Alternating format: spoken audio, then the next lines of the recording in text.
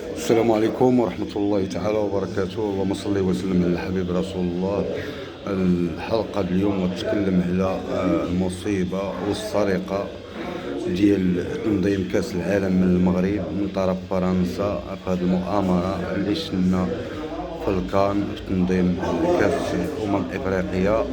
وهذه المؤامرة اللي دارت الجزائر يعني والسنغال وعدة لوبيات اللي كتسوقهم فرنسا، والسبب أن فرنسا بغات تنظم كأس العالم من بعد ما أوكرانيا تتعيش حرب، وكانت غتنظموا اليونان ولا تركيا في رفقة الصبريون والبرتغال. ورسأت البرتغال أن المغرب شمال أفريقيا أقرب دولة لها والمصالح، والمغرب يعني متأهل لا في جميع المجالات انه ينظم كاس العالم. وفرنسا هادشي ما راقهاش وبغات دير هاد البلباله اللي شفنا في الكان، والمغرب كان سباق مخابراتيين وهاد الامور هادي، وما ما عطاهمش داكشي اللي بغاو. وهذه هي الخطه اللي بغات دير فرنسا باش تسحب تنظيم كاس العالم من المغرب، وهكا التبعيه الملف ديالها وتاخذوا.